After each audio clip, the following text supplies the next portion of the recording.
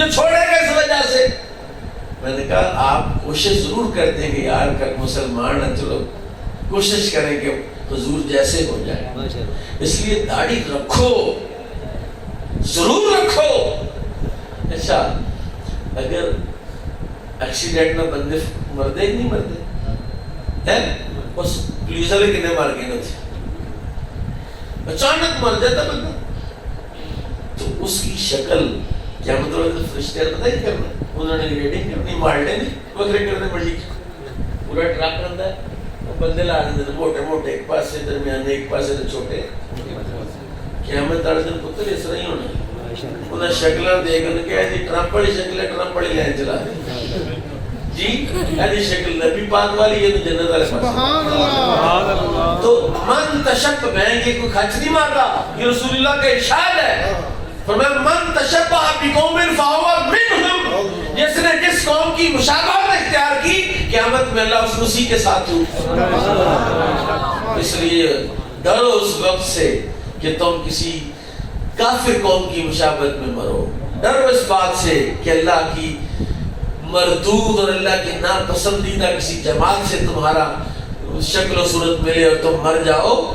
دعا کرو کہ یا اللہ مرنے سے پہلے، سب کئی بندے کہتے ہیں یا اللہ مرتے اور کلمہ نصیب فرما. میں کہتا نہیں یار، یا اللہ پاک زندگی میں بھی کلمہ نصیب فرما. وہ مرتے وقت کلمہ مانگتے ہو، زندگی میں کیوں نہیں مانگتے؟ کہتے یا اللہ مرتے وقت کلمہ نصیب فرما. میں کہتا میرا دل کرتا مولوی کو پھڑ کے جھنجھوڑا کہ ظالمہ مرنے میں نہیں پڑھ رہی تو پہلے ہی پڑھ لے، پہلے پڑھ لیں گے تو چلو کلمے کی یہ موجہ بھی سنے. آپ کو پتا ہے کلمے کی کتنی برکت ہے؟ کلمے سے غربت ختم ہوتی ہے. کلمہ جب یہ کلمے نال میں ناتی تو کلمے نال ہوئے ہے، کلمہ میرا پڑھے جنازہ دے کلمے نال. یہ جو بات کہی ہے نا سلطان بہو رحمت اللہ علیہ نے، اصل میں قرآن کی آیت کا ترجمہ ہے. اور قرآن کی آیت کون سی ہے؟ رب کا قرآن کہتا ہے من یتق اللہ یجعل لہ مخرجا ویرزقہ من حیث لا یحتسب. جو تقوی اختیار کرتا ہے اللہ اس کو ہر مصیبت سے نکال دیتا ہے اور اس کو ایسی جگہ سے رزق دیتا ہے جہاں سے اس کا گمان بھی نہیں ہوتا.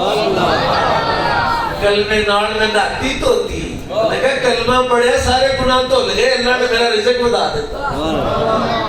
کلمے نال میں آئی کہ میرا دل کرتا میں تو نہ ہی کلمے نال، اتنا فائدہ کلمے کا، کلمے کا اتنا فائدہ ہے. میرا دل کرتا 24 گھنٹے میں کلمے دے نال ہی رہا.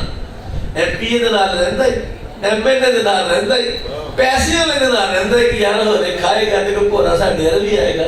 اور ظالمہ اس کی ساتھ کیوں نہیں رہتا جو کل اس کو بھی دیتا ہے، جو سب کو دیتا اس کے ساتھ نہیں رہتا. حضور نے فرمایا کوئی بندہ اس وقت تک مومن نہیں ہو سکتا جب تک ہر مصیبت کو نعمت نہ گنے.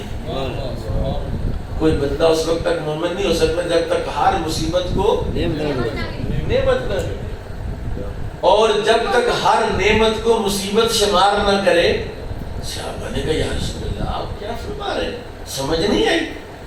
آپ نے فرمایا جتنی بھی مصیبتیں آتی ہر مصیبت کے بعد نعمت آتی ہے.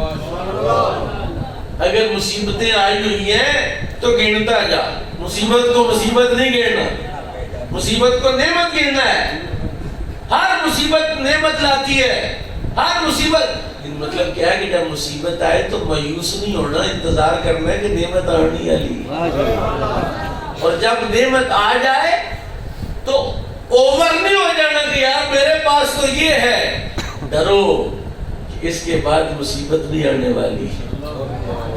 اس نبی کا دین ہے جس نے ہر حل عطا فرمایا ہے، اسے پڑھ کے تو دیکھو وَمَا عَلَيَّ إِلَّا الْبَلَاغُ.